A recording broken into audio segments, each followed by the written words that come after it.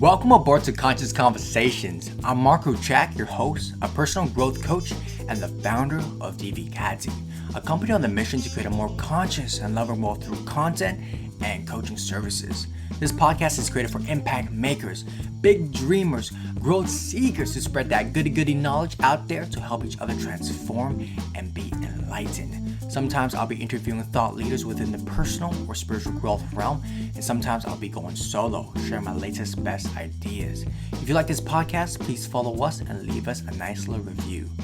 This episode is about to start, so please relax and enjoy the listen.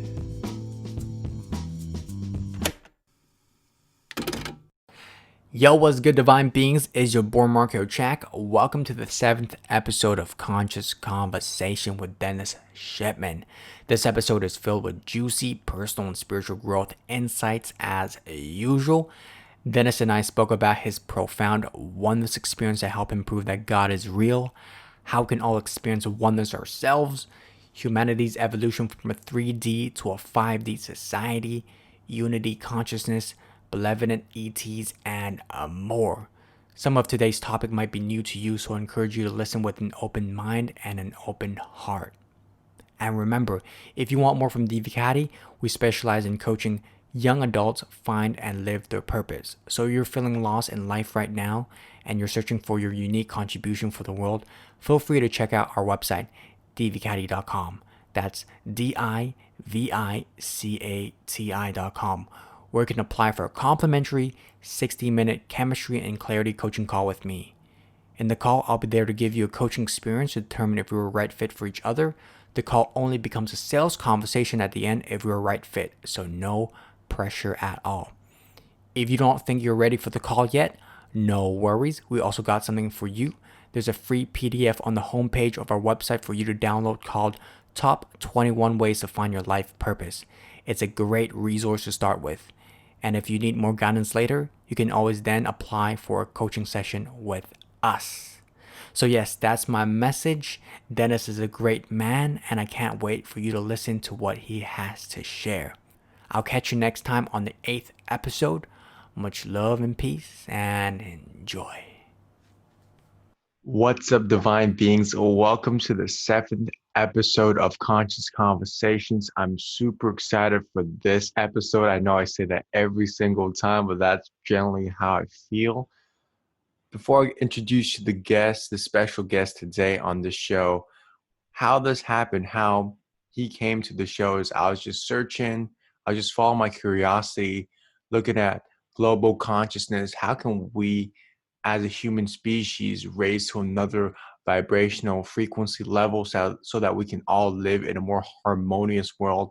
I was just searching that up, going into the rabbit hole, and I stumbled upon this website called Blissful Visions. And, just reading all the content in there just got me into another world, and I just got really intrigued.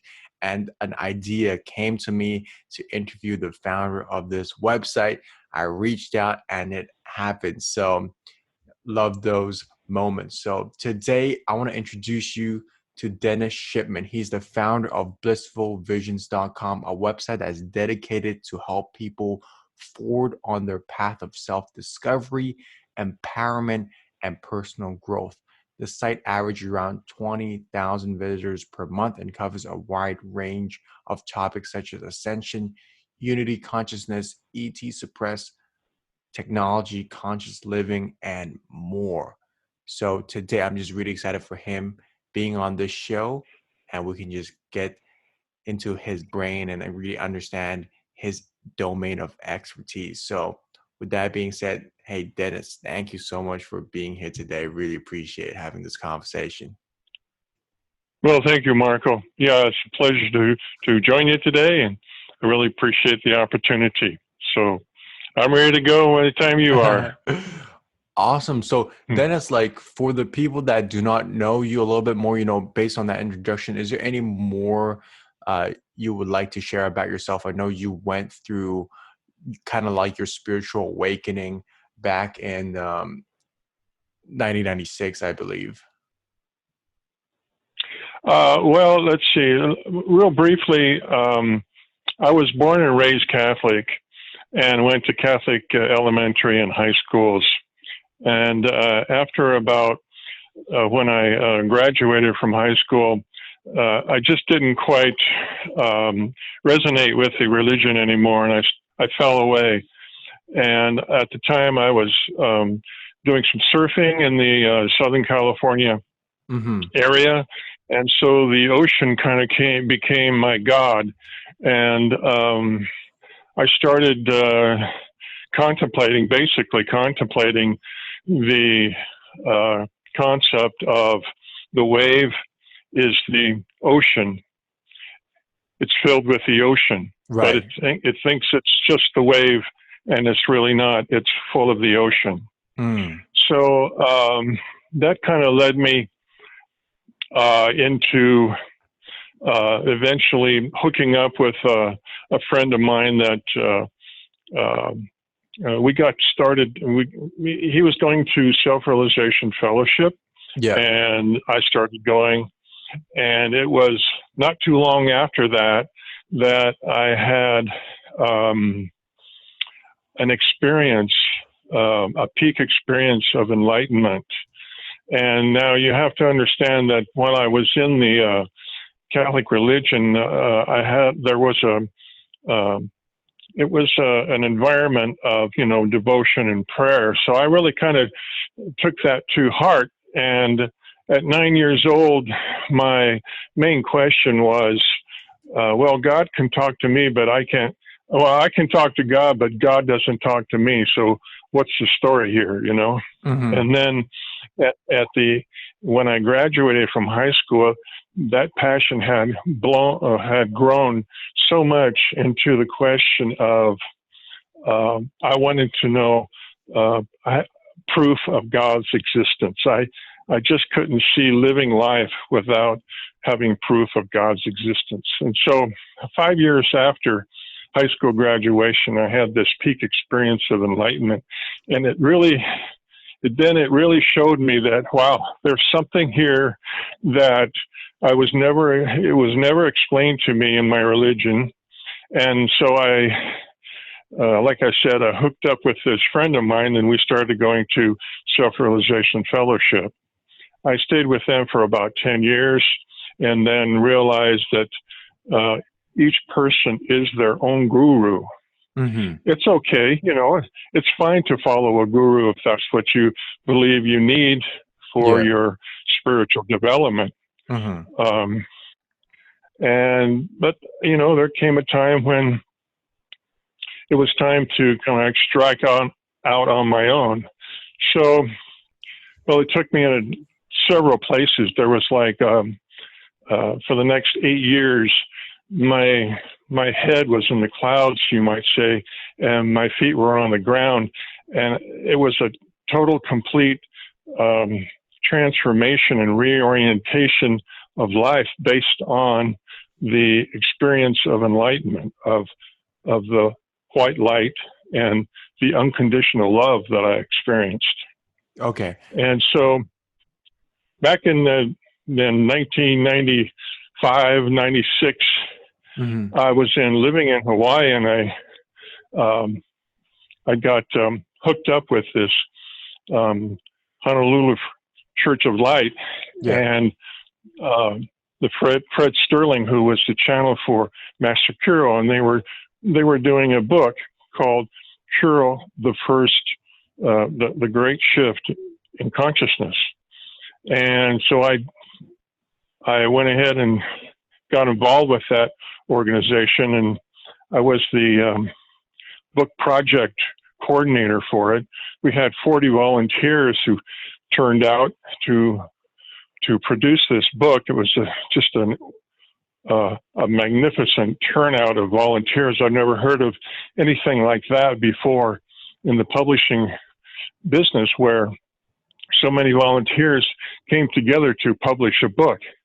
But it took about, we had something like, I don't know, it was 75 audio tapes, about 90 minutes each, that we had to transcribe.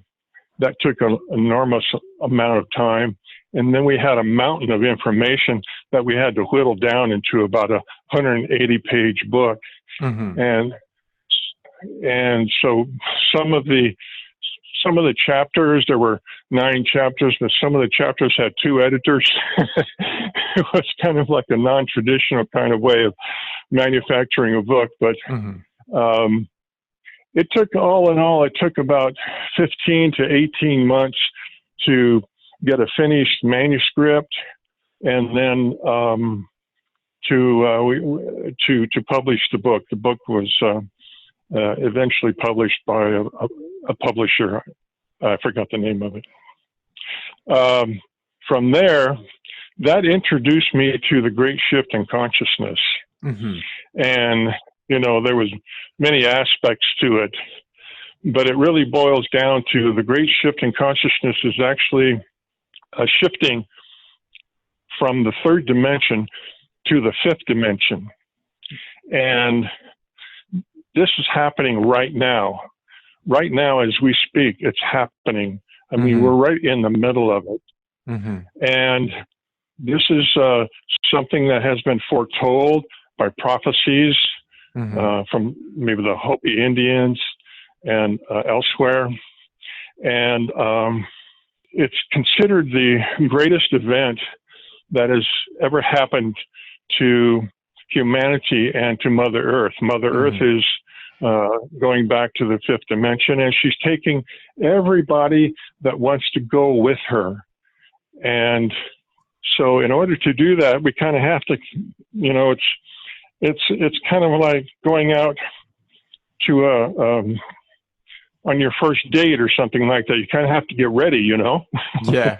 But in this sense, we have to get our bodies, our minds, our emotions, and our spirit ready for something like this. Okay. Because there are transformational energies that are coming into the planet right now, and they're becoming more and more intense. And we cannot stay at a 3rd dimensional operating system, you might say, if we plan to go into the 5th dimension. We need to assimilate these energies and to ground them, and we have to use our spiritual practices in order to do this. So one of these spiritual practices that I really like, and it's just not me, there's must be, I don't know how many people love this kind of technique, but it's called meditation. Yeah. And you know, we started the program off with a short meditation, and you probably know, meditation gets you in touch with your soul, and inside of your soul is the God self. There's that infinite light and boundless love that exists within each soul, within the soul of each person. And once we do that, we just naturally start becoming calm and peaceful and grounded. It's not an airy-fairy thing. You know, it grounds you very, very much. And so from this point of, yes, it's a kind of a point of view, but from this grounding, then we can actually think much clearer about our lives, about situations, and especially if we call in, you know, everybody has a higher self, guides, angels, a guardian angel. We all have these things, and they're there to help us. But they can't help us if we don't ask for their help, and that's one of the big keys in transforming yourself. is empowering yourself, is to ask for their help. You see, and when you do ask for their help, be ready for an answer, because it will come. It may not come in the way that you expect it, but it will come. And lots of times I'll ask for things and they don't come in the way I expect them, but they do come. So that's kind of let's see. Another thing we need to actually work on is what I call, and other people call, shadow work. Shadow work has to do with discovering the kinds of little shadows or places of darkness in our emotions that are holding us back from advancing in our spiritual life. You know, some of these things might be control issues, or anger issues, or hate issues, those kinds of things. You know, they would be considered the negative qualities that we have. Now, I know a lot of people don't like to look at themselves like that, and I can understand that. Nobody wants to feel bad about themselves. But if we can kind of get over that and realize that the reason we have a lot of these things has a lot less to do with this current lifetime than with an accumulation of those kinds of shadows from former lives. You know, our nature is eternal, it's infinite. So we have these former lives that we've had on planet Earth. Not only that, we probably have had former lives in other dimensions, in other planetary systems, because, you know, many of us are very old souls. We've been around for a long, long time. So, gotta cleanse that. If we can just kind of, pardon me? Gotta cleanse the old traumas, the old karmas, right? From the previous past, right? Right. And if we can just kind of take a look at those and realize that in our essence, we are magnificent love and light. And, well, actually, some people have said in the past, some of the sages have said that we are godlike. And when I was experiencing my peak experience, it definitely did feel that way, but it didn't feel like something superior. Like I didn't feel that this magnificent light that I was witnessing was superior to me in any way. Not at all. It was very much of a partnership, very much of an equality between me and this beautiful light. And that's what it is. It's an equality. It's a partnership. For lack of a better word, I'll use the word God. I don't know, maybe if that's okay with you. Yeah, that's okay. So Dennis, I just want to stop you there but thanks for sharing your story, because I feel like there's a lot to unpack from what you just said there. And I just want to take it more on the level where I feel like some of the listeners might have questions about, you know, what you said with the third dimension, the fifth dimension.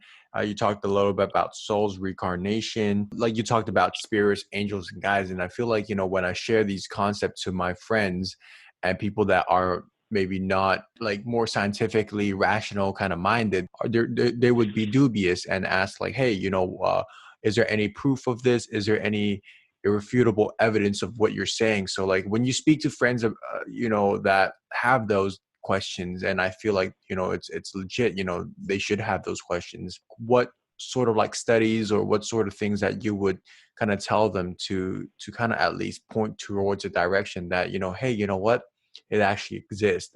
Is there anything that we can look at? Is there anything that we can study? Well, when it comes to meditation, there's been lots and lots and lots of studies made. And I think all you have to do is go on and do an internet search for meditation. I did a search not too long ago, and I came up with 150 million results for Right. meditation. Mm-hmm. As far as reincarnation goes, that is a tough one. You know, I don't know of any scientific studies about that. Yeah. There have been a hypnosis regression, you know. Yeah, like past life There has regression. been, Yeah. yeah, there's also been books written about the near-death experience that some people have had. Mm-hmm. But these, you know, these kinds of things are not scientific studies. I don't know how you would really go about doing a scientific study. The thing about this is, you don't really have to convince anybody of any of this. It's really what resonates with the other person. If you just talk about it and you just say, well, you know, these books on near-death experience exist and these other things exist. It's kind of fascinating to know that this all exists, even though there's no scientific studies. And as long as you just kind of keep it in an objective kind of way, the person gets the message. They get the message as much as they're able to allow the message to take effect in them, you know. Mm-hmm. It's not your job to really wake anybody up. It's not any of our jobs. It's what I do with my website. I put the information out on the website. It's kind of like a smorgasbord. There it is. People are invited to come and visit it. They take what they want and they leave. You know, some people will stay for a long time. Others won't stay for very long. It's just up to the individual and what they're looking for and what they need. And that's fine. That's perfectly okay. So, you know, the process of awakening is really up to the higher self. And the higher self has a plan, a life plan for the individual to awaken to a certain degree. Not everyone is going to awaken to the same degree in a particular lifetime. So it's not about getting into an argument about anybody, about anything, about any aspect of spirituality. Mm-hmm. It's just about discussing it and allowing people to be where they are. And if they want more information and you can provide it, that'll be terrific. But if they don't want any more information, there's no reason to get into an argument or anything like that. Fair enough. Because I feel like when I have conversations about these kind of topics, like I guess the friends, you know, the group of friends that I have are more like rational, like evidence-based, that they, you know, for them to believe something, is it like double-blinded test? If it's not, like, I don't believe, like, that's the level that, you know, most of them operate at. So for me, I guess like I'm just trying to reinforce my arguments and kind of my beliefs with kind of more conventional way of like proving it. And I feel like, you know, with spirituality, like at the end of the day, it's more like an experiential thing, right? Like if I can, if like Dennis, you've experienced oneness before, like if science can't prove it, but you feel it, you know, your experience is definitely a more stronger evidence in any studies out there because, you know, you've been through that. So I think, yeah, for me, it's like, hey, let me experience what I can experience and then let me share that experience. I think that might be the answer to the question that I have. Right. When you have a peak experience of enlightenment, that is your proof that something way beyond what the third dimension has taught you exists. And so from there on, you have a solid knowledge.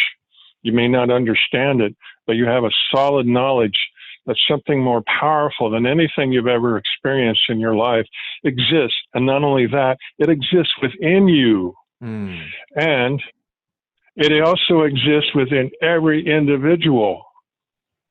Everyone, even the people that want the evidence-based scientific proof, Yeah. I'm sorry to say, they're unaware that this magnificent, profound energy exists within them, and that they are moving and living and breathing within its life force. Now, one thing I'd like to briefly discuss with you is that this whole thing has to do with the study of consciousness. If you really want to get into not spirituality, but into the discussion of consciousness, no one can deny that they have consciousness. No one can deny that they have thoughts. And when you get into the study of consciousness, the first thing you come to understand is that thoughts are malleable. Consciousness is malleable. It means it can be changed. And the way it's changed is when you put your attention and intention into something. It doesn't matter what it is. It could be positive or negative. Consciousness is neutral. And the output that you get out of it depends on what you put your attention and intention on. So this is how our perceptions and our beliefs are developed. And this has a lot to do with how we see things in the world. So if you focus only on third dimensional scientific based evidence things, then that's what you're going to get back. That's going to show you that, yeah, that's the way for me, But if you put your attention on meditation and your shadow work and prayer and living the universal laws of oneness, then you will get back, love and peace and calmness and harmony and balance and joy and the spiritual fruits of those actions. Not only that, but you'll get spiritual understanding as well. Yeah. So, it depends on where you put your consciousness is how you're going to create your life, because one things you learn, one of the major, it's not exactly a rule, but a guideline. One of the major, what do you call them? It's kind of like a law, a principle of the art. Okay. It's we could say a law is that you create your own reality. You create your own reality from moment to moment based on your thoughts and feelings. So this is something that we really need to take a look at right now, because the channel messages are saying that humanity is in the fourth dimension. We're kind of like in the lower levels of the fourth dimension. So we're moving forward into the fifth dimension. And the fourth dimension is the dimension of mind, where we will learn how to become masters of our minds. And in order to do this, we have to become masters of our thoughts, of our consciousness. And so I hope that kind of answered your question.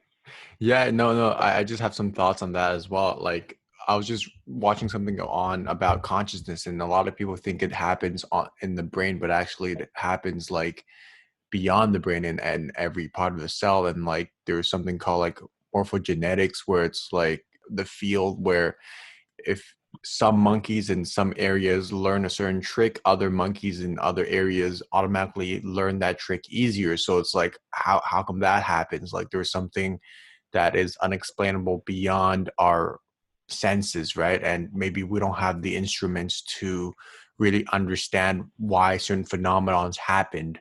And I feel like, when we're able to maybe tap into our intuition and also just have that faith to ask for guidance, then we're able to receive those guidance. Because what got me into like the spiritual journey of myself is I was reading this book called Angel of Abundance, and there was this thing that you have to recite and ask for like guidance from the angel. And once I repeat that prayer, like a couple weeks later, I feel I was like finding like feathers as a sign, like, you know, around my room and at random like synchronistic times. So I feel like I think those personal experience like kind of trended me towards more like, oh, let me look at what's there, and then some random things happen like that, which I can't explain as well.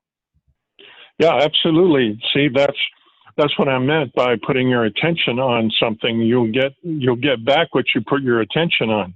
Mm. That's the law. You create your own reality. That's the beauty about this thing. I mean, when you think about it, we live and move and have our being in this magnificent God that is full of love and infinite light. And, you know, at the core of everything is God's consciousness. God has consciousness, has intelligence.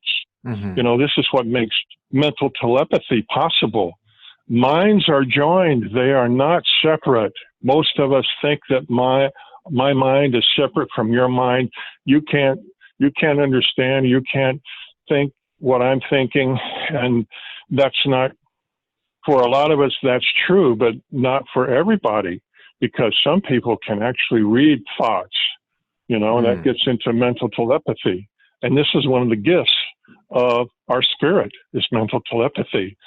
God doesn't really talk in language, talks in thoughts. Yeah. Talks in mental telepathy. And when you get up into the fifth dimension, that's what you're using, mental telepathy.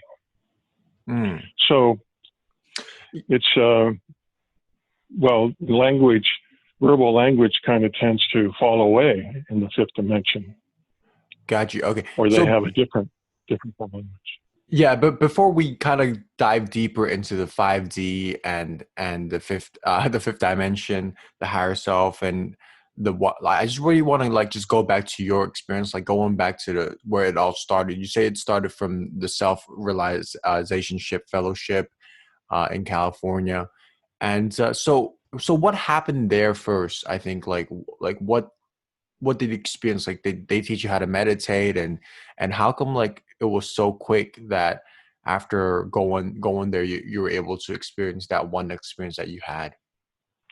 Well, you have to understand that my journey actually started when I was in about the fourth grade. Okay. When I was 9 years old. Yeah, it goes back all the way to that period of time for me, where I became bored every now and then playing with my classmates at recess. I know that kind of sounds a little strange, but that's what happened. So I find myself wandering into, we had a church right next door to the school, and so it was open all the time. That was when things were, churches were more open during that time. And so I'd go in, I'd kind of, you know, sit in one of the pews and then kind of have a conversation with the man who was strung up on the cross.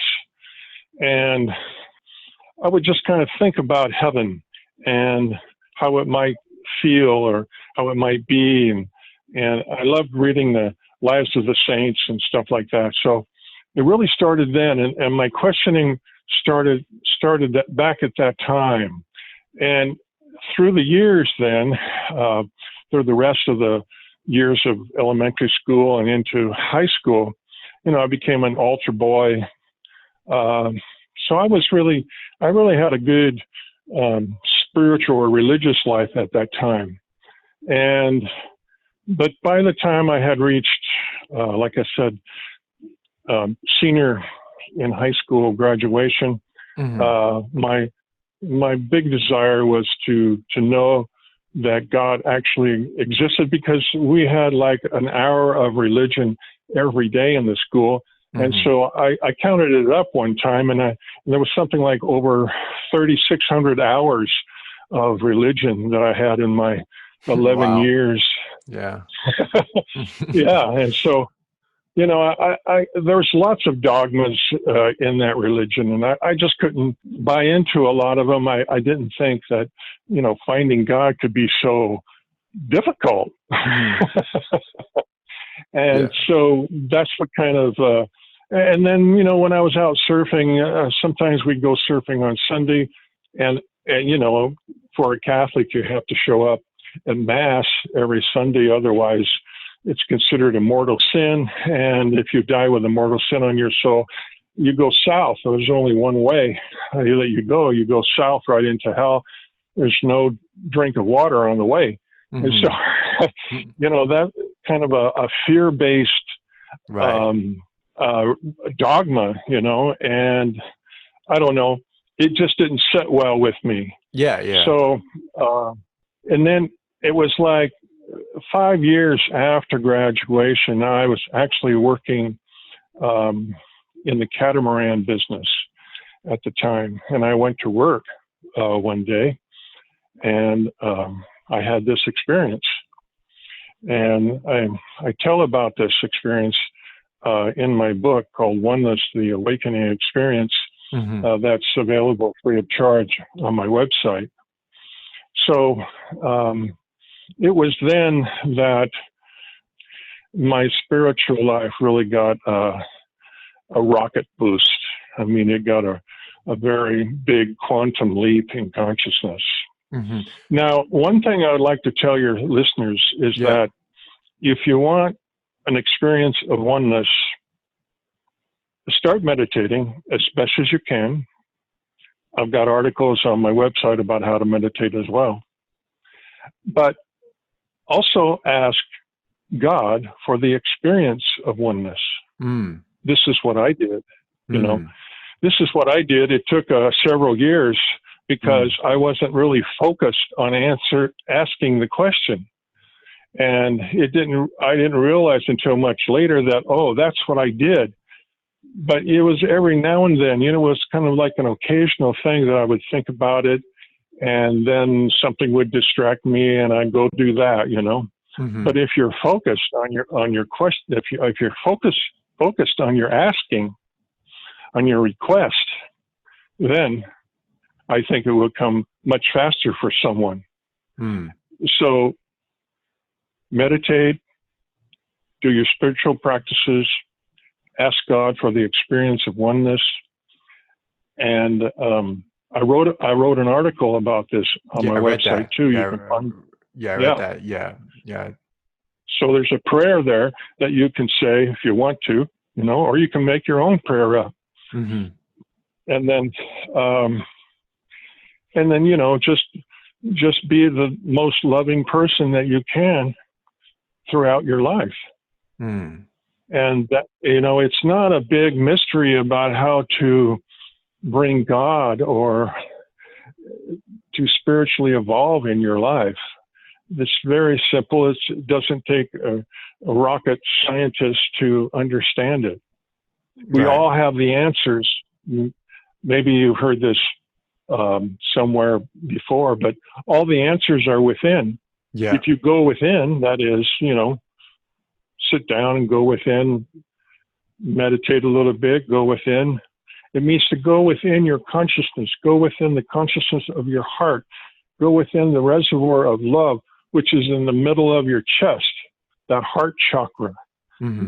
Right there is where you're going to feel the warmth of oneness of your soul, of love. Gotcha. I'm very curious. So it's like, when you talk about the oneness experience, is it the same thing as when people talk about the Kundalini awakening, or is it totally something different? So how did it feel inside your body, and how you said the rocket boosted your spirituality? So what was the benefit after experiencing that oneness? Well, the benefit is that for me, I got my answer, got my question answered. Right. So my after question that, you know, whether God existed. So after that, you were 100% sure it existed. Exactly. Right. Oh, okay. I mean, there was a period of about 8 years that I went into a total transformation of consciousness. And it was during those 8 years that I was attending self-realization fellowship. Mm-hmm. So I had basically, well, the way I thought about it was Jesus, who is one of my great teachers. Jesus sent me for temporary training to Paramahansa Yogananda's self-realization fellowship. Mm-hmm. And so, that's where I learned to meditate. That's where I learned a lot of metaphysics that I didn't have before. It wasn't part of my knowledge base, wasn't part of my vocabulary. And, it changed me. It basically gave me kind of like a roadmap of how to get there. And one of the things that Yogananda is very keen on Mm-hmm. is having a direct experience of God. Mm-hmm. And when I read that, in his book, I thought to myself, wow, if you have a direct experience of God, that would prove for sure that God exists. Mm-hmm. And but what I didn't realize at the time was that I already had a direct experience of God. I had a direct experience of God before I went to SRF. And but because I didn't have the vocabulary, I couldn't associate a direct experience of God with what I experienced. But over the period of 8 years, it became clear that that's what I had. Mm. And because I came into the understanding of that. Gotcha. Let's see. And so how did it yeah. feel? How did it feel for you, like physically? Like, is it the same thing as when people talk about the Kundalini, or is it like is a different thing for what the oneness experience? The oneness experience is basically a generic term. It happens. I think it happens differently for different people. Okay.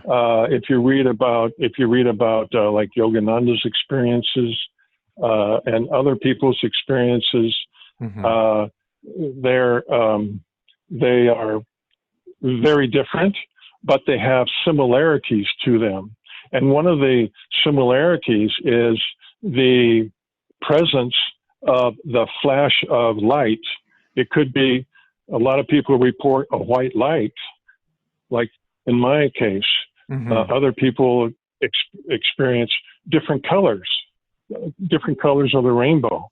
Okay. Another commonality is this overwhelming sense of love, Mm-hmm. of total self-acceptance. And it was in that experience that I totally became accepting of myself and realized that I wasn't really the bad human being that I thought I was, Mm-hmm. that I was infinitely more glorious than I ever imagined to be. And this is true. I mean, well, for me, it was true. And I'm sure if anyone had that kind of experience, it would be true for them. So, there are other commonalities with that, but those are the two biggest commonalities. It's the flash of light and the experience of unconditional love. To describe the experience of oneness is very difficult. Right. I tried my best when I wrote my book. Mm-hmm. Other people have done their best when they've tried to describe it, but Mm-hmm. it doesn't really get to the profundity of the experience. Mm-hmm. And I think that's appropriate because it's not about understanding intellectually the experience. It's about actually having the experience yourself and saying, yes, I have the experience. I know what it's like. Mm-hmm. Right. No one will be able to shake me from that knowledge. Mm-hmm. So for the viewers that like are interested in asking for this experience, like, can you just give like a brief, like maybe guide on how you do it? Like, let's say is it like closing your eyes, get into that meditative state, and then like having that prayer? And then if that's so, like what would you say? Well, how would you ask? Well, I would go into a meditation, Mm-hmm. and when you feel like you're in the deepest state of your meditation, call into the light and love of God, and ask and be thankful for things that you're thankful for in your life. Be thankful for maybe the parents that you have, or the siblings that you have, the wonderful friends that you have. Be thankful for the great job that you have, those kinds of things. And then you might say thank you to God for creating you in the image and likeness of love itself, and thanking God for being present in your heart, and thanking God for the guidance that you are given moment to moment, and thanking God for the prayers that have been answered in your life. And then you can just basically say, Lord, I want to know you even deeper, to know you more and more in the experience of oneness. Please grant me the experience of oneness. Reveal thyself, reveal thyself. Mm-hmm. This is what Paramahansa Yogananda said. He Mm-hmm. said, reveal thyself, reveal thyself. And in this case, you need to say this more than once. Yeah. In this case, this is where the squeaky wheel gets the oil. Mm. You basically want to, I don't want to use the word pester, but it's almost like pestering God to give you the experience of oneness. Mm. And it's, it's kind of, it will come, but I can't tell you when it will come or how it will come. Mm-hmm. I know it will come probably in a place where you're safe and where no harm will come to you, Mm-hmm. because that's what happened to me. That kind of experience will create an altered state of consciousness where you need to kind of, after the experience, you kind of need to maybe sit down in the chair and just be quiet for a little while. Mm-hmm. Or if you're actually doing something, like when I had my experience at work, I was in the process of cleaning the place up to get the place ready for the day's work. Mm-hmm. And so that was kind of like a quiet time, It's not, we don't do a lot of talking when we're doing something like that. We're just kind of cleaning the place up, getting it ready to go to work, Mm-hmm. And then, so that's what I would do.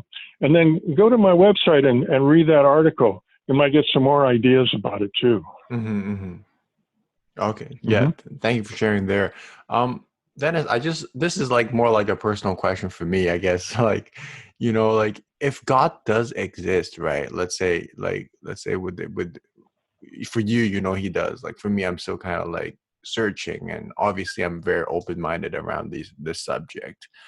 I just don't understand, like, what's the point of like me coming into physical plane to, like, people say, like, to kind of like cleanse your karma so that you can eventually kind of go back and reunite with God, and like essentially like we're all just kind of gods in the physical plane with the ego as a filter, not knowing, like forgetting that we're actually in essence God. So like, why am I separated with God in the first place? Like it seems a lot to like just go through all this like BS in life so that ultimately I can like be with him again. Like, why does it have to be created in this way? I'm trying to say, like, it just doesn't make sense to me. Like, can you Well, give me a little bit 2 cents of that?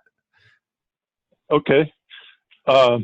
Before we're born, we get with our guides, and we get with our teachers and whoever else is going to be in on the meeting, and we decide we decide on a life plan. It's called a life plan. Mm-hmm. And this life plan has everything in it from the time you're born until the time you are leave the planet and return to spirit. Mm-hmm. It's got everything in it that you plan to do while you're on Earth. And this has to do with the parents that you're born through, the siblings that you have, the Mm-hmm. friends that you have, the close relationships that you have, the jobs that you have. But because these are not like random things, they're guided, basically guided, because within those situations are the learning lessons that you have decided to work on. Mm-hmm. And some of the learning lessons have to do with karma, of satisfying karma, bringing the karma back into the light and balancing out the karma.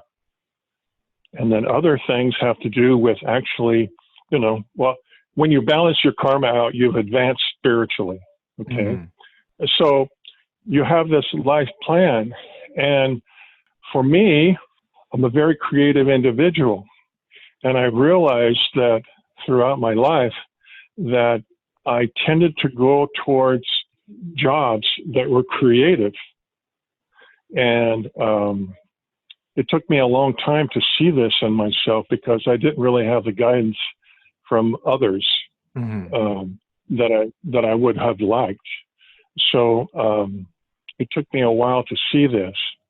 And I admit that I got caught up in the third dimensional push towards wealth and status and that kind of stuff. Mm-hmm. But it left me empty. But it was good that I went there because I realized how empty it could leave me. Mm-hmm. And I needed to follow my passion.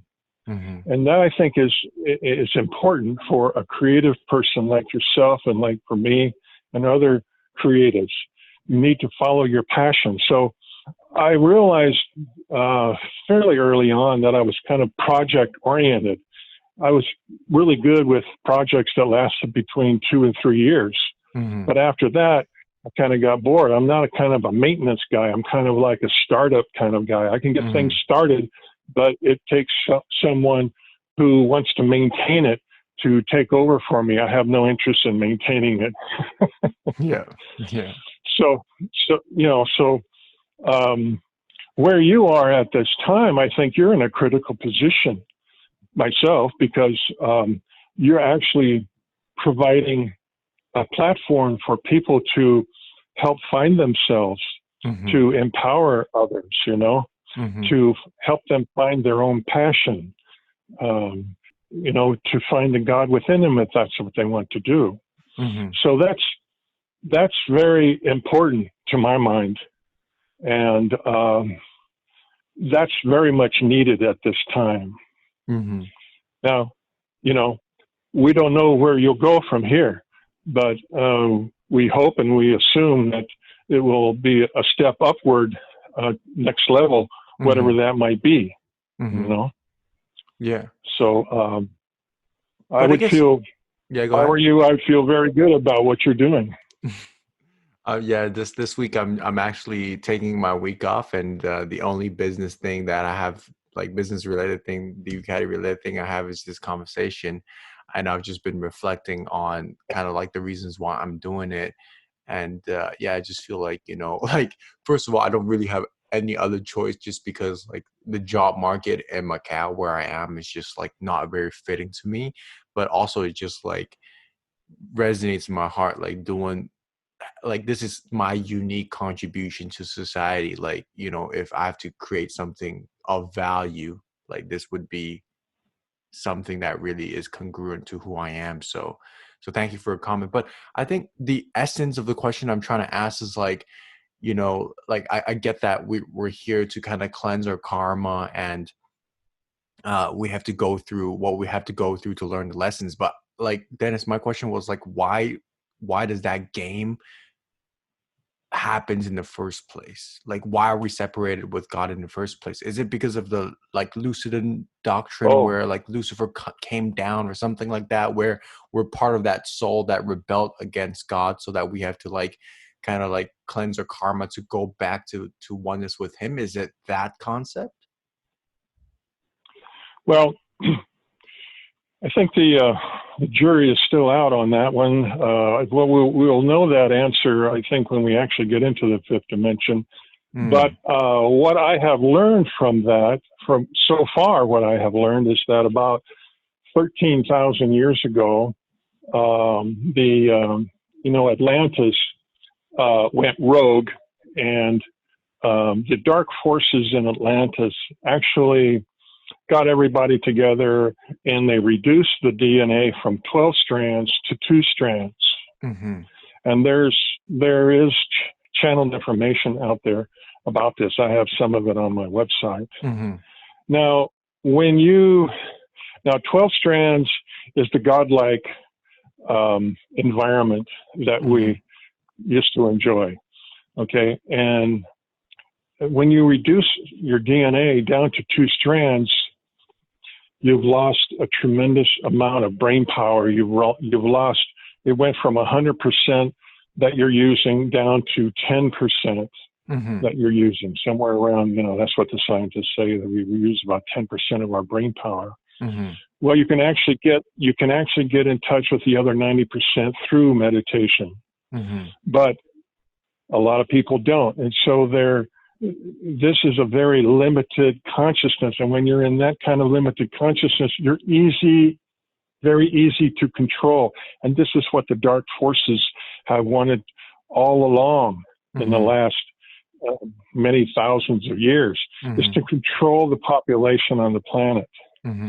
Now, so everyone that is born after that calamity in Atlantis came in with the understanding that they would have 2 strands DNA. It kind of like goes with the territory. You want to incarnate on Earth?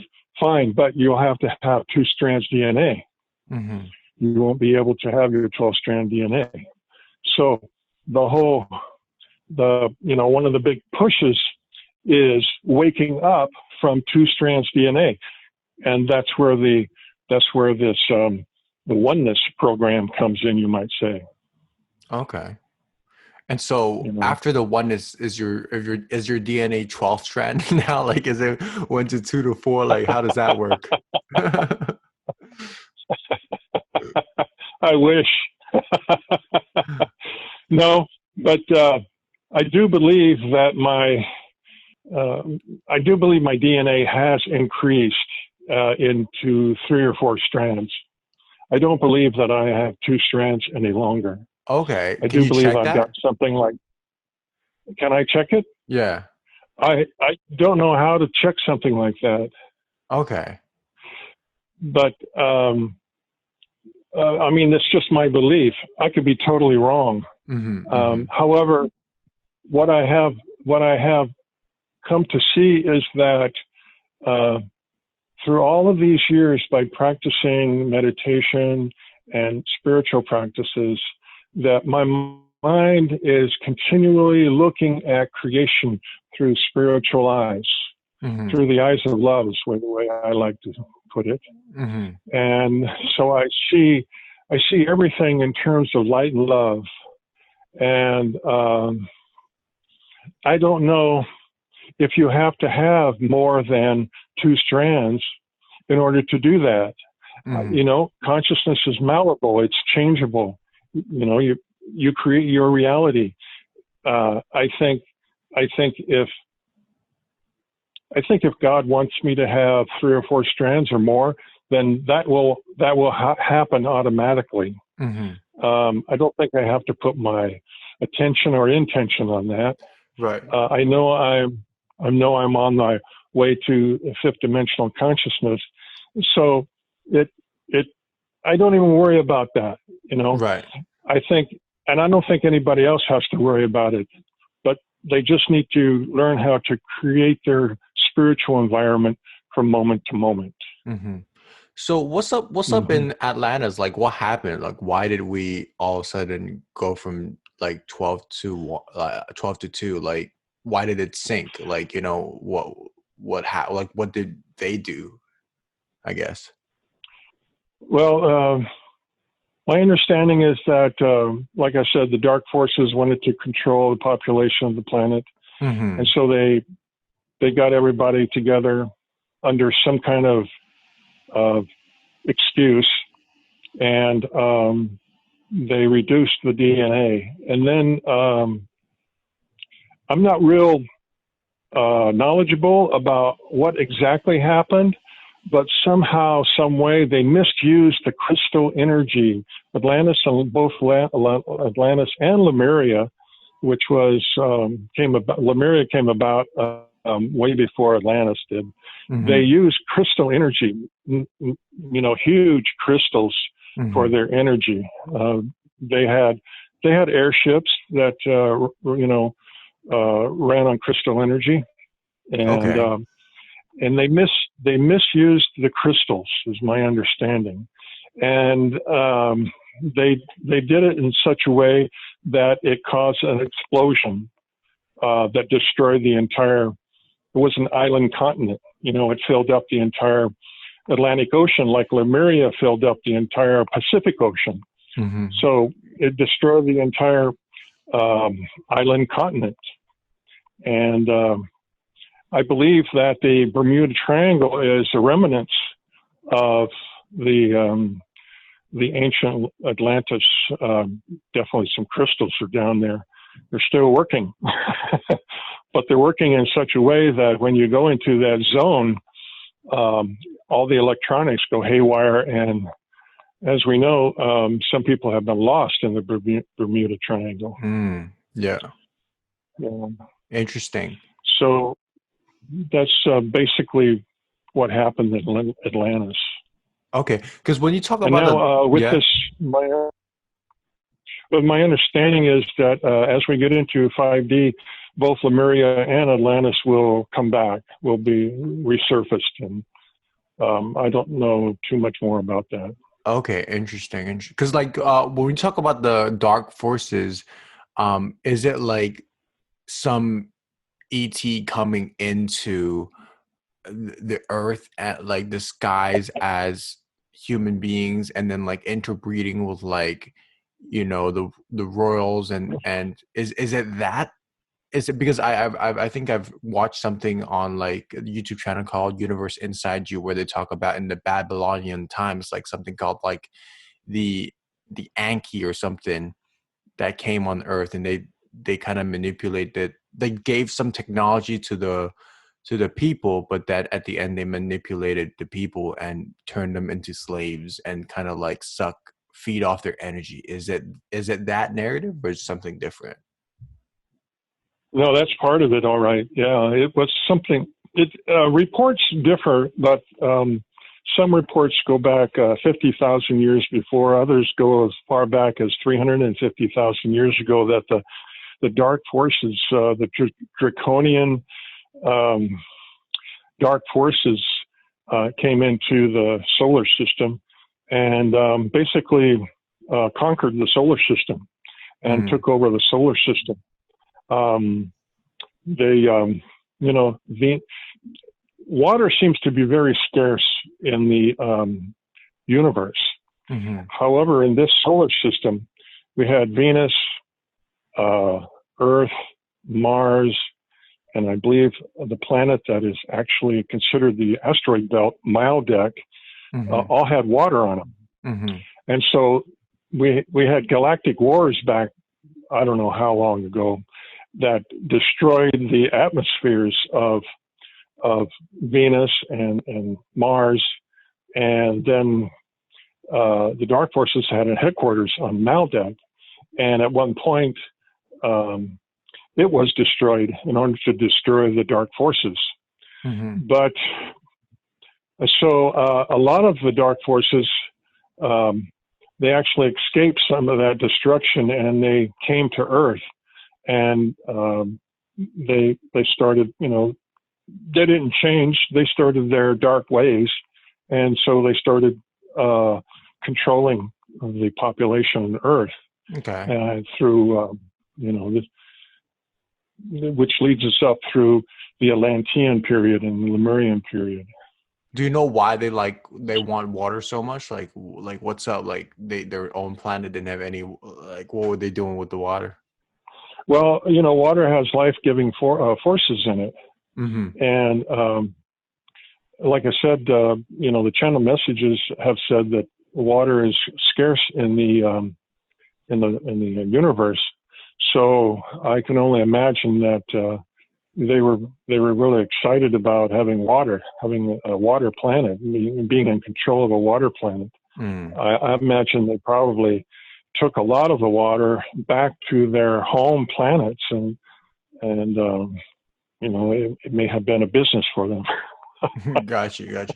Is there anything you want to like share more around like the whole like this kind of like topic, like the ET, the galactic kind of federation kind of thing, before kind of we move more towards the third dimension, the fifth dimension topic, or yeah. Well, this is a period now where we are returning to the fifth dimension. Mother Earth, she's gone through a lot of turmoil and suffering, and she put a call out a long time ago for assistance from the Galactic Federation of Light, which is an association of star planets that started about 25 million years ago Mm-hmm. in order to protect the star civilizations from the dark forces. And so when I was working with Master Kuro back in Hawaii in 95, 96, Mm-hmm. at that time he said that, all the benevolent, a huge force of the benevolent galactics had entered into the solar system, Mm-hmm. the Andromedans, the Pleiadians, the Syrians, some other ones, and they were surrounding Earth, and there was no more. He called it parking space in the atmosphere. They have huge motherships, and they Really? also have scout ships. Yeah. And can we So, observe, like, and can we see this? Like, can we use a telescope and like actually see them? it really depends on your spiritual evolution. If Okay. you have a high vibration, you probably can. Really? Okay. If you really believe in this stuff, you just might be a witness to one of the decloakings that they do when they fly by. Okay. The instances whereby they are flying by and showing themselves are increasing around the world now, Mm-hmm. because one of the channel messages like a month ago said that humanity has reached a critical mass in believing that ETs exist, and that we can see them, and we can meet them. And Mm-hmm. so this shows that there's a lot of thinking and feeling out there that the fear of ETs is not as great as it was in the past. The old Hollywood movies are coming. Yes, I know they need drama in order to make a story, but at the same time, they're kind of like brainwashing our heads about the nature of ETs, but that's not true. We do have benevolent ETs, and they are here in the atmosphere in our solar system to assist us through this great shift in consciousness. Okay. So the mother Yeah. Gaia itself kind of like sending out a signal for them to come here to raise the vibration of the earth so that like she won't collapse in a way. Is that, am I hearing that right? That's my understanding, yes. Okay.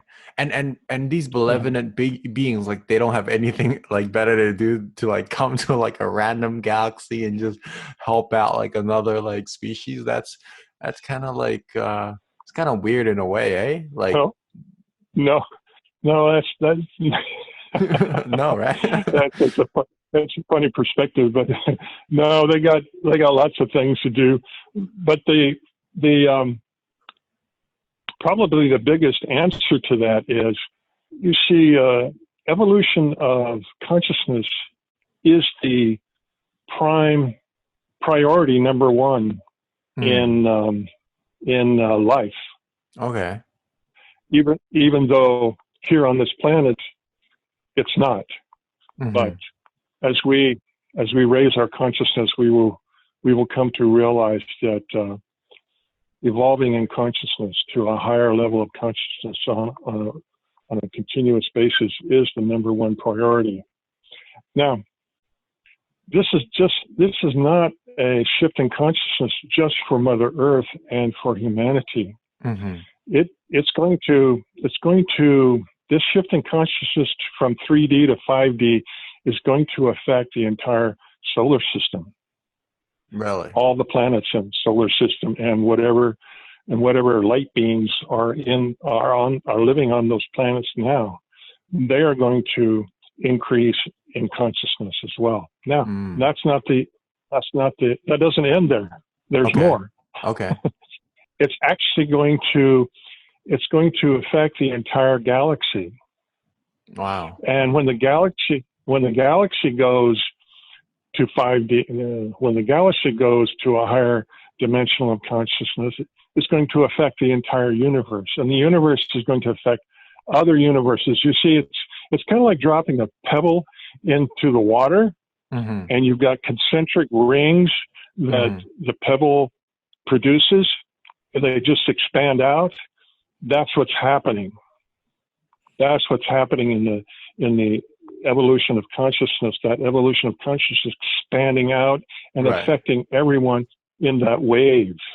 Right. So basically, they're trying to help us because we're dragging the consciousness down a little bit. So they want to help us boost it back up, and so that other places can. Well, yeah. The reason they're doing the work is that they are going to raise their consciousness at the same time that Mother Earth and humanity raise their consciousness.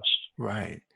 So do you think, how come us being such a small little planet and we're just like that, I don't know, teensy tiny bit compared to the whole universe? How come if we raise our vibration, how come and consciousness, it would affect the whole galaxy and other universe? How come we have such a big ripple effect?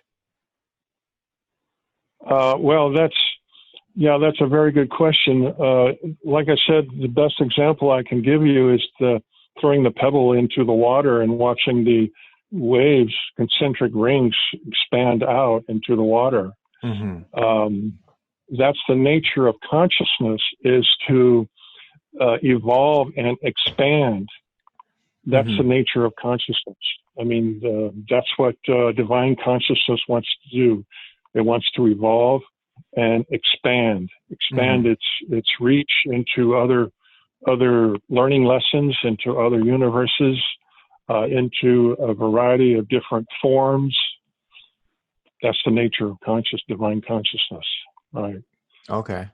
Got you. Well, Dennis, I want to get into the meat of the conversation. I feel like, we kind of built it up very interesting from your own experience to the more ET part, and about talking about the scientific rationale and how to ask for that one experience. And then so we talked about using the word 5D a lot already in this conversation. So can you just kind of explain, what does it really mean? What does it mean to live in 5D versus right now we're in 3D?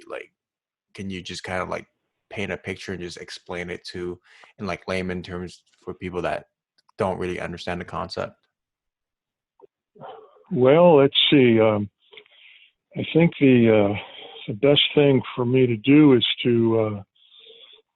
there's a book out called Messages from Hollow Earth. Okay. And in that book, it's written by Diane Robbins. She talks about the civilizations that live in Hollow Earth. And the civilizations that live in Hollow Earth, they're actually human beings like that look like you and me. And they are survivors of Lemuria and Atlantis. So they never lost their 12-strand DNA because when they realized what was happening, they escaped and they went into the interior of Earth. And so these are very advanced beings that's had thousands and thousands of years of quiet and calmness and peace to evolve their consciousness. And so they're in Hollow Earth. They actually have a sun. It's about 600 miles in diameter. It's it's a lot like our sun. I guess they have oxygen. They breathe oxygen. These people are in the fifth dimension and above. Sixth dimension, I don't know. Maybe they go higher than that too. The openings. There are openings to Hollow Earth.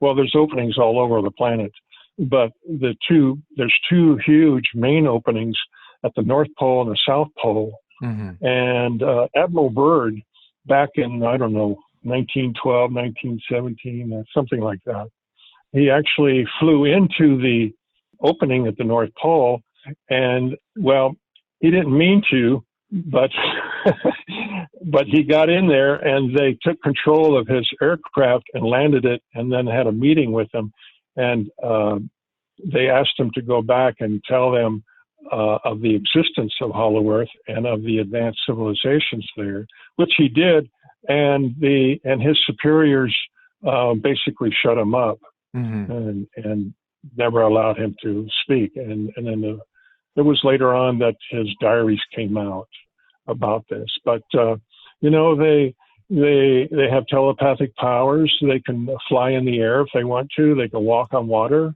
What else can they do? They've got transportation that goes something like 3,000 miles an hour. It's a pristine, non-toxic environment that they live in.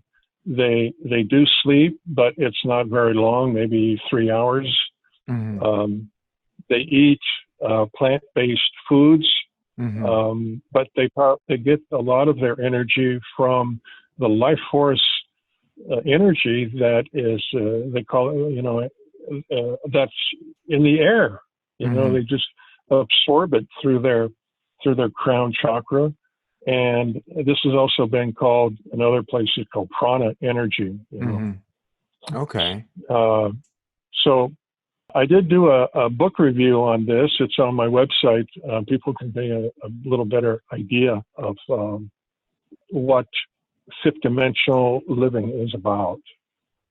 Right. So I'm guessing you say like the world is going from the third to the fifth dimension. Like, is it when we raise our own vibration as individual, and then we hit a critical mass, and then we somehow transition into that type of society? Like, how does that work? I just don't see it. I can't imagine this is something like that's kind of like out there, but it's so exciting because if it's true, I want to know how I can contribute to that as well. Like, it's cool. I want like some crazy. I want to get some of that prana through my crown and not have to sleep for so long. Like, that's dope. Like, so please enlighten us a little bit on that end. Like, how,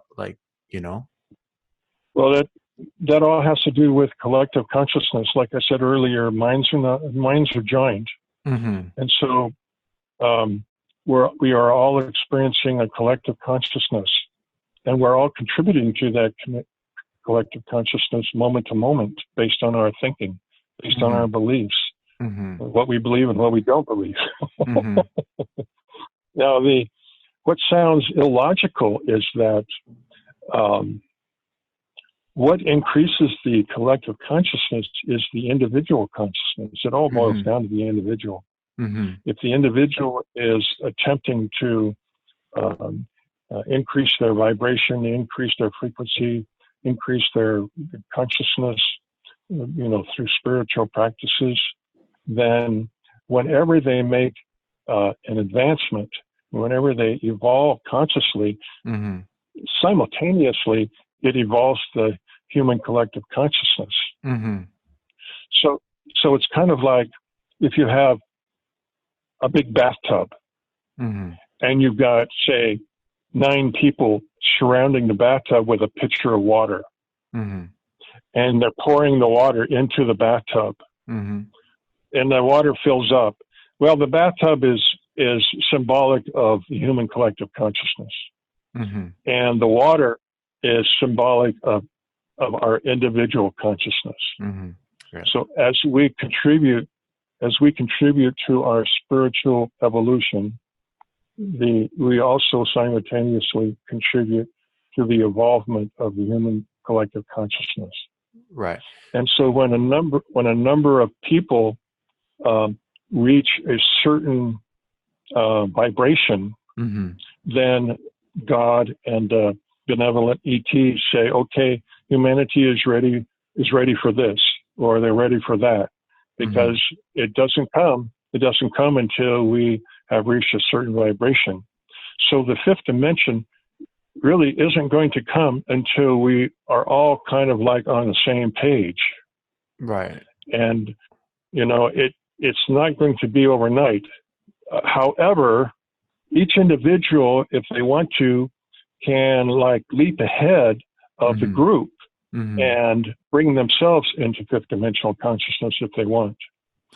Right. And, so did I answer that? Do you think I answered that all right? Or Yeah. more, you have another question on Yeah, that? but I always have a deeper question. So thank you for the analogy there. So it's like when the student is ready, the teacher will come. When we raise the vibration enough, like, okay, something, like we are ready for something. And what would that something be? Is it to raise to another dimension? Is it, when you say raise to another dimension, do we change physically, like how the world will look, or is it more like a state of mind? Like, you know what I'm trying to say?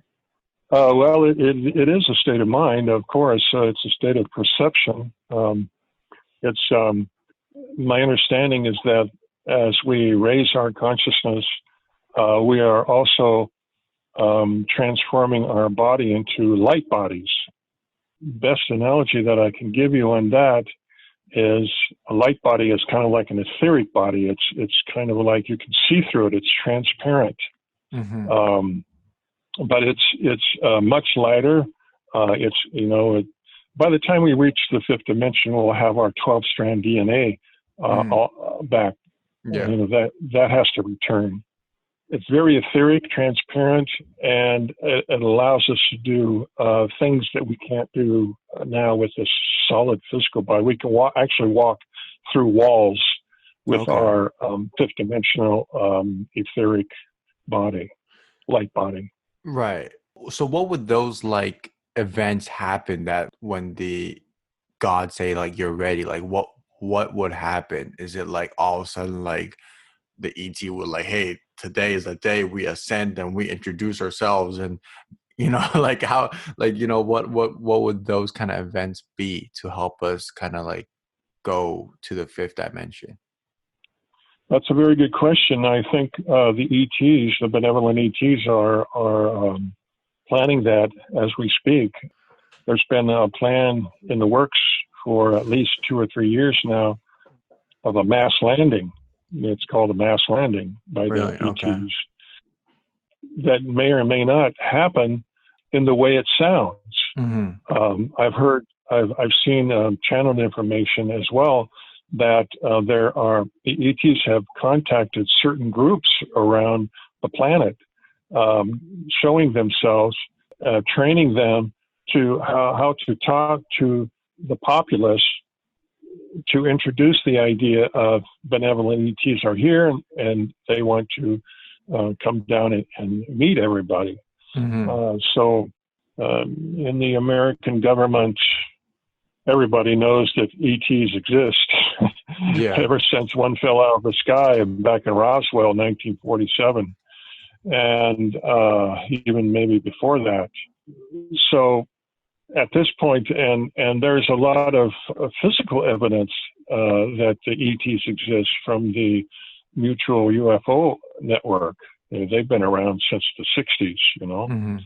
And so it's just pretty much common knowledge anymore that they exist. It's just a matter of when will our government actually come out and admit that they exist. Mm-hmm. So there's the ideal plan, I think, is very fluid at this point. And there's a lot of options that they could use in order to introduce themselves. The big concern is they do not want to throw anybody into fear. That's right. the big concern, you know. Right. So how do you do that with a world that is living a lot of its life in fear right now? Right.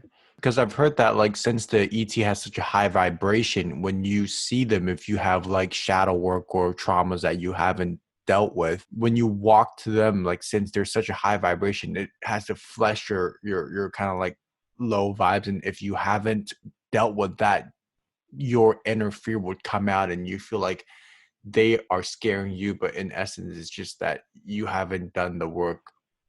Like, we haven't done the work ourselves yet to be ready to meet their vibrations, right? That's one thing that I've heard. Well, I can't say yes or no to that. You know, but that, yeah. I have heard, not heard, but I have read a channeled message that says they have healing chambers on their ships, and these healing chambers can. You put a person into the healing chamber, and within 3 days, they have regained their fifth dimensional consciousness. So, and I understand that also, if you want to, you can ask to visit these healing chambers when you sleep, because, you know, when we sleep, we actually leave our body, and we're out there.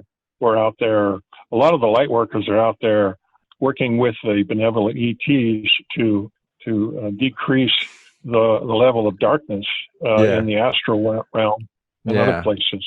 Yeah. And so, you know, this channel message said, you know, if you want to come and visit and get a healing from the healing chambers, just ask, make your intention known before you fall asleep.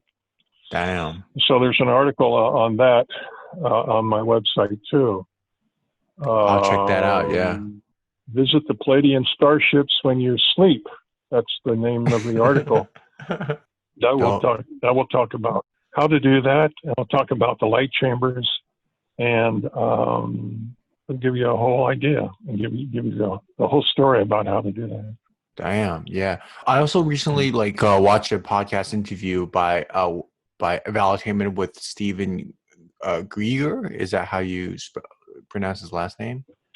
Dr. Stephen Greer? Yeah, correct. And he talked about there's a handbook where it's called like the E5, like 5 methods that you can like set an intention and meet, you know, ETs. Like, have you tried that? No, I haven't. Because I believe that I work with the ETs every night when I go to sleep. And so for some reason that hasn't been a big desire of me. Okay. I believe that I've had, you know, ET experiences prior to this incarnation here on the planet. Okay. So I'm very comfortable with the benevolent ETs. I don't want anything to do with the dark ETs. So what do you mean? What do you mean by every night when you sleep you work with the ETs? Like you go to the healing chambers every night? Like, what do you mean by that? No, I don't go to the healing chambers every night, but I'm out there in the astral realm, helping the ETs clean up the dark energy. Okay. Transmuting the dark energy into light. Okay. And a lot of light workers are doing that. And you might be one of them too. Like, but then, you know, when you come back into the body, you forget about all of that. Okay. So are you like astral projecting? Are you lucid dreaming, or are you just like you're dreaming that you're doing that? Like, what do you mean by that? I believe that my soul leaves my body, and it goes to one of the starships Okay. in our atmosphere, and I work with the benevolent ETs to go out into the astral realm and clean up the dark energy. And when I come back, sometimes I feel real tired, and that says, I've read the channel messages before, and it says that's because you did a lot of work and you didn't really have enough time to rest or heal before you went back into your body. So, you kind of wake up groggy, and it takes a while, before you actually feel completely back into your body. Yeah. That happens every once in a while with me. You sure that's not just So, poor quality of sleep? no, I really do get some good sleep, and Okay. I just don't have a lot of stress in my life like a lot of other people do. I'm very thankful, very grateful about that. Yeah. Yeah. But I mean, this is all based on my belief. I don't have any empirical evidence to show anybody. I Yeah. really wouldn't try to convince anybody that it's true. Yeah. It's all, like I said earlier, it's all based on what a person resonates with and what they believe. For sure. For But sure. that is Yeah. part of the biggest. That's the beginning. Having a belief about it.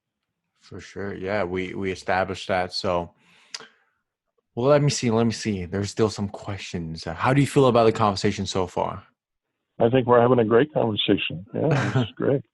This is why I was so looking forward to this conversation, because I mean, I don't have friends around my circle that talks about this, or I have spiritual friends, but not kind of this niche topic that we're talking about. So it's just really open-minded to hear more, and obviously when I can experience that myself and be open-minded. I feel like that's the key, being open-minded to try that oneness prayer, to try to set that intention to go to the healing chambers. And who knows, a month later when I dream, I might just actually go there and okay, damn, okay, Dennis is speaking something that's true. But if I dismiss it when I just hear it because it sounds a bit too out there, then I don't, I'm not giving myself a chance to even try it. So I think that's the key for people that are listening to this and feel you know, yeah, this Dennis guy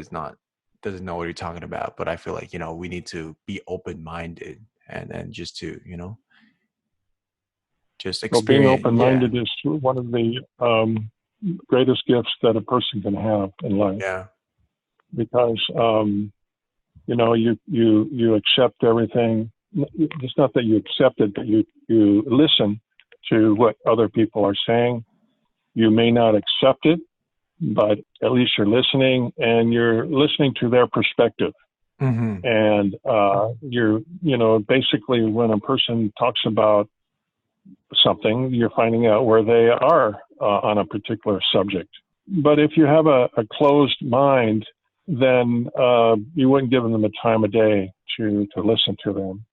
So that's very important. And as you do your spiritual practices, you will come into more and more of an open mind, and that's a very great gift. And so I hope people would actually, that would be one of their desires, is to have an open mind, a greater and greater and greater capacity for open mind. Yeah. It's a wonderful gift.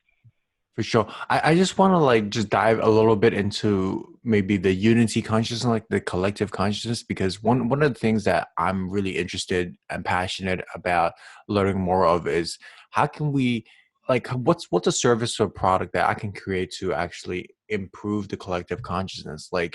Have you heard of the Maharishi Effect? No, I guess I haven't.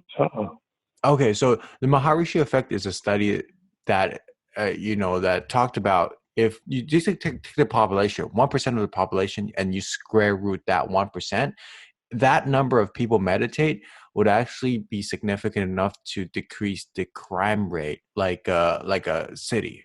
So for like USA, like the number that's needed is like around 1,700 people meditating, and the whole world's around like 8,000 something. So they've done studies in like different kind of places to kind of test this. Obviously, there's been some, you know, people that doubting the study, saying they're cherry picking data, but from what I've read, you know, it's, you know, they've done studies that's rigorous enough to prove there's some sort of like at least some phenomenon.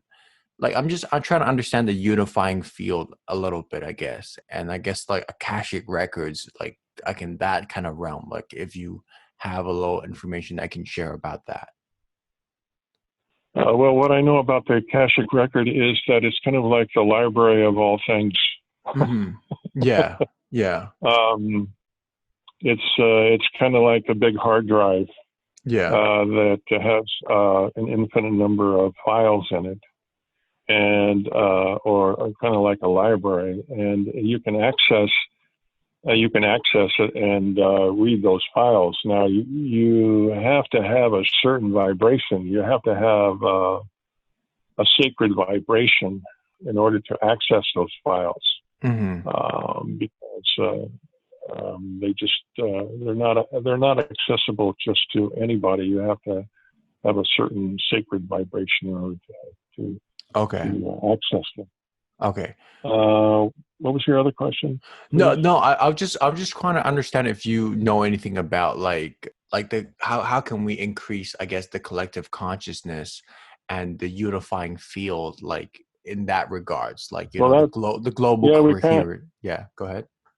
we kind of covered that a little earlier. It's very simple, actually. It really boils down to the individual increasing their own consciousness. And as Okay. you increase your own consciousness, you simultaneously increase the consciousness of the human collective consciousness. Okay. Remember the analogy of the pitchers in the bathtub, Yes, I do. pitchers of Yeah. water in the bathtub. Okay. So it's whatever we give in our spiritual practices, and however we evolve in that, then it's instant. It's Right. instant. It's simultaneous. It's instant. We automatically contribute to the well-being of the Yeah. human collective consciousness. Yeah. At this point in life, the great shift in consciousness is all about becoming heart-based, heart-based, love-based, and coming from the heart.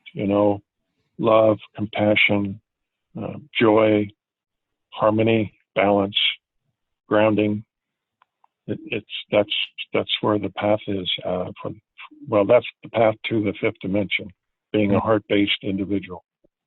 Yeah. Okay. Yeah. I mean, the heart stuff is really interesting because do you know the website heartmath.org? Yes, I have. I Yeah. haven't seen it for quite a while, but I'm aware of it. Yes, Yeah. So they're I've doing some because good stuff. Yeah. yeah, doing some good stuff. Like they have a free course on teaching how like people to tap into their heart more. So like I've taken that course and just breathing into it and just opening it up, meditating on it, open that heart chakra. Like for me, honestly, like there it's still kind of tight. There's just some sort of like emptiness sometimes when I expand my chest. It's not like that warm fuzzy like feeling all the time. So it's like I know I still got a lot of inner work to do inside me. But for you, like how do you like how is it that you is it also that just like tapping into your heart more? Like how does that work for you? How does expanding the heart work for me? Yeah, like what's your Is technique of like that your opening your question? heart? Yeah, like yeah, correct. Well, uh, I've meditated for about 50 years now, Yeah, true, and true. my meditations have kind of changed. When I go into meditation, I can actually go deep into a meditation and go into that vortex of energy within the spiritual eye, and I just kind of connect all my chakras, the consciousness of all my chakras together, and I ask for God to expand my heart and to feel the love in my heart. Mm-hmm.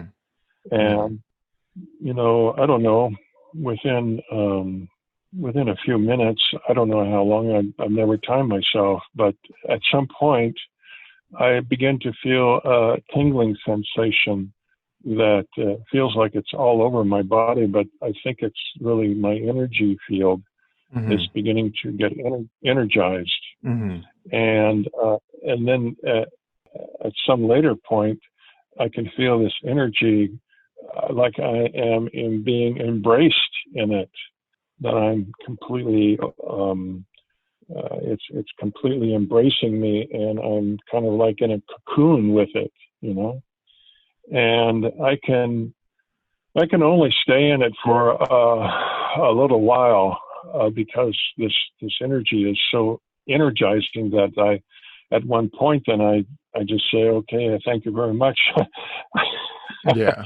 I got to get out of meditation. I got to move around. I got to do something because this, like I said, this energy is so energizing. It just forces me to get up and move and do things, Mm-hmm. you know. Mm-hmm. So this is a powerful, powerful energy that we're dealing with. I don't want to scare anybody. This is all part of taking back our power and realizing the power that we do have inside of our heart. It's uh, it's it's just magnificent. It's just incredible.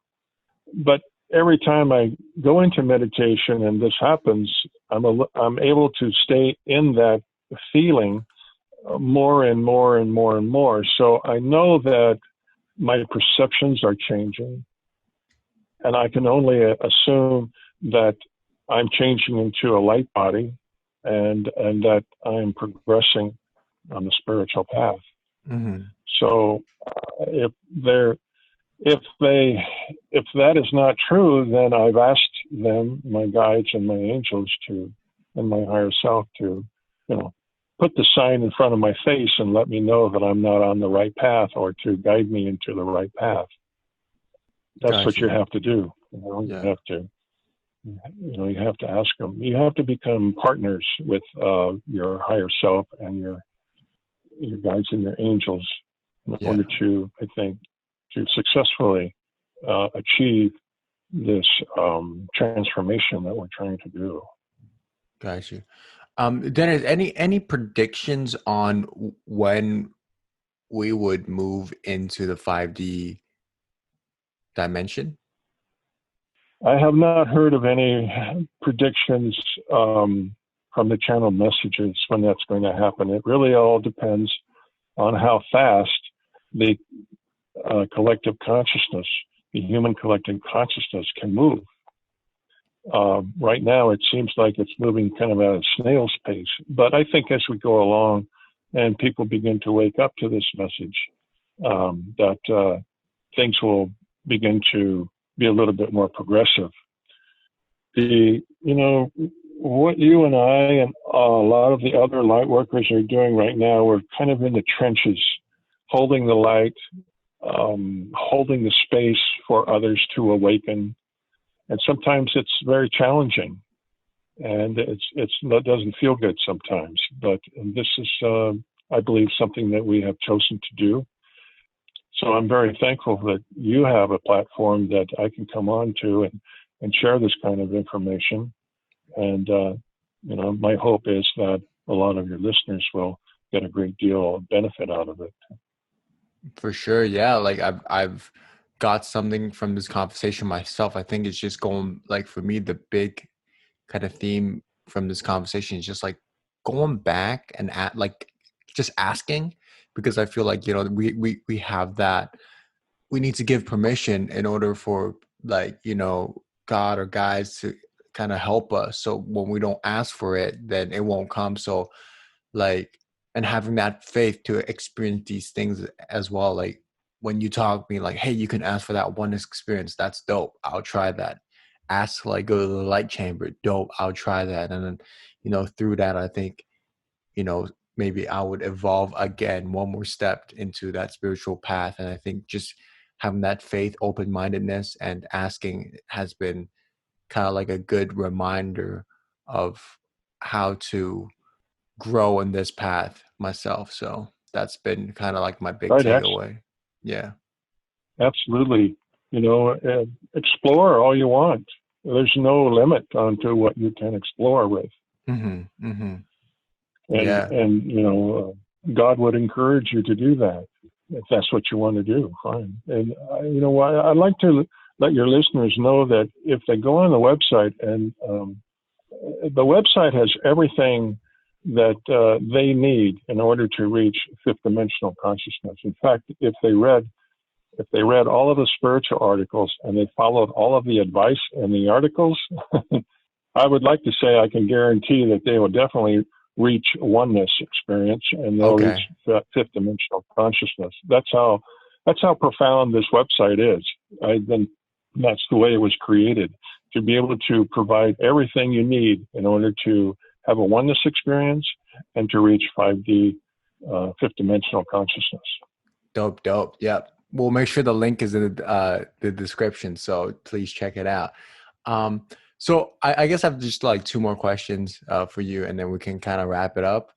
First one is is more on your personal side, because this is what I'm trying to do right now. I've been like cutting down on some meat myself, starting from like no meat Monday, like last year, and then now I'm like when I eat at home, like I rarely eat like meat, like.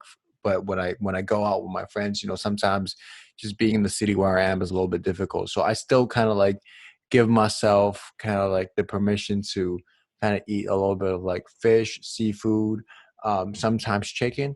I know that you right now you're on a vegan diet yourself. So like, and you've also kind of like me, like just ate kind of fish and chicken for a bit, and then went to totally vegan now. So it's like, can you tell me a little bit about like what's the decision behind like turning into a plant-based diet? Very interesting to know. Well, it was basically an evolution. Back when I started the Self-Realization Fellowship, they're all plant-based diet. I had been a meat eater all through my Catholic upbringing, Mm-hmm. and I noticed that when I ate a steak, it was very heavy in my stomach, and there were times I just didn't like it, Mm-hmm. And so when I was introduced to this plant-based diet, I just basically embraced it. I was kind of open-minded, and I explored it, and Mm-hmm. I liked it. I had some friends who, where we would once a week we'd get together and we'd meditate, usually on a Sunday, and meditate, and then we'd cook a plant-based diet. And the more I experienced it, the more I liked it. So I just kind of went cold turkey on cutting the meat out and replacing whatever protein I needed with plant-based diet. Yeah. And I was a vegetarian for many, many, many years, when I just continued to eat fish and chicken. Yeah. And then I don't know, it just seemed like, the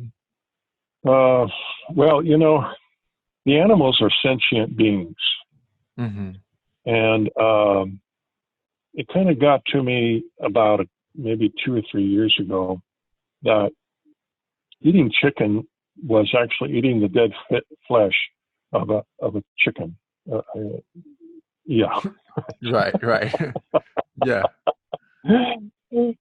So, and I knew they were sentient beings, and the poor chickens and the cattle, when I was younger, I had a relative that worked in a meat packing place, and thought Mm-hmm. it'd be great to take our family on a tour. And Mm-hmm. that really showed me how the cattle are treated, and, slaughtered, and what shows up on the grocery counter. Mm-hmm. So I still have vivid images of that, and I know it's just not a pretty picture for the chickens and everything else that's out there. So it was just kind of like I thought I'll go ahead and become a strict vegan and see what it was like. And so when I did, nothing seemed to harm me. I didn't feel any more tired. I didn't feel out of sorts or anything like that.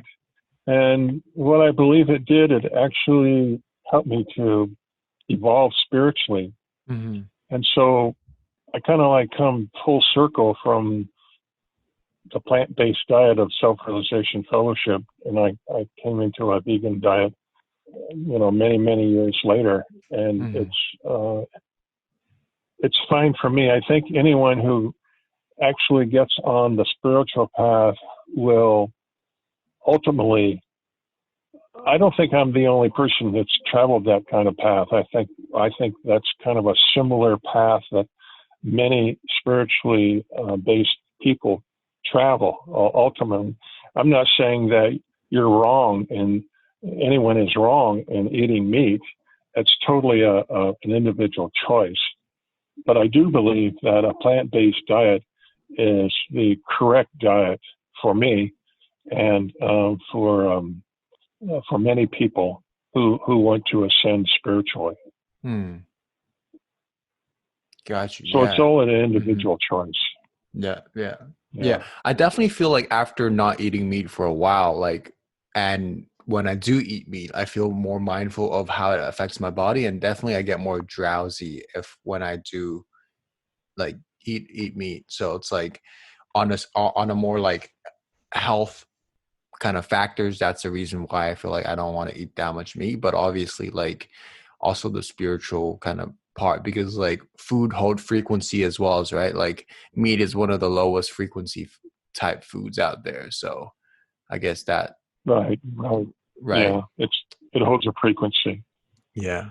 And the poultry and the seafood have a higher frequency than the meat Mm-hmm. from the cattle Mm-hmm. and maybe the bears, those kinds of things.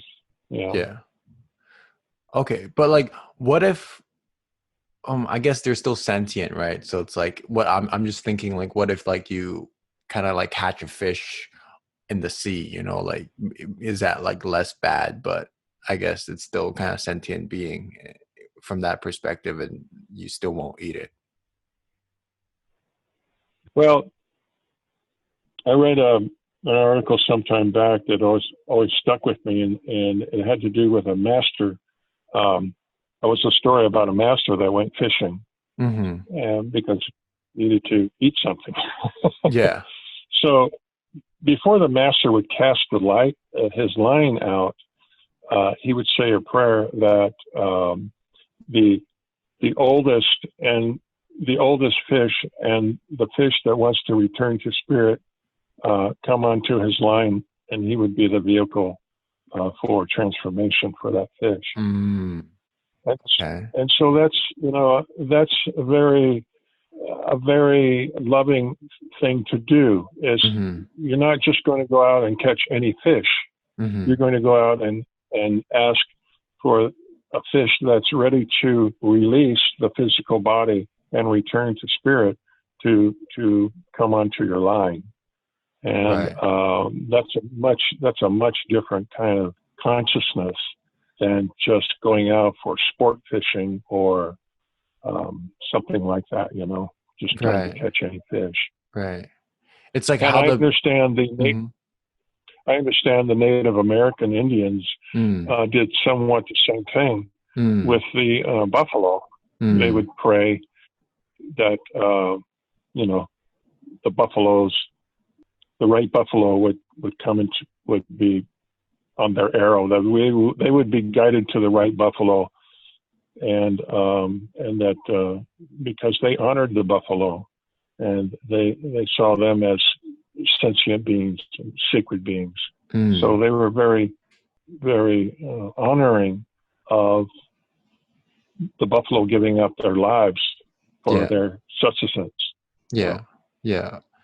I've heard that perspective as well, asking permission to take their lives and being so very respectful for with the food, and when they eat it, it doesn't only fill them like physically, but also like spiritually, because like it's like a transmutation of energy, and it's like, Right. yeah, okay, Right. Yeah. awesome. Very nice.